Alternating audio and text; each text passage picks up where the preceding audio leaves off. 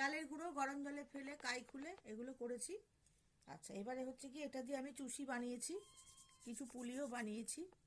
এই যে চুষি কাটছি হাতে,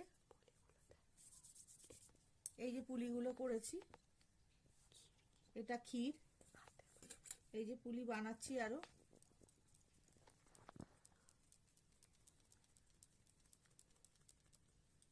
এখানে ক্ষীর নিলাম, ভরে দিলাম, দিয়ে মুখ জোড়া দিয়ে দিলাম,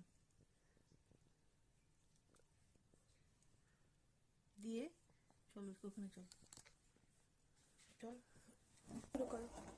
এবারে আমি মালাইতে দিয়ে দিচ্ছি,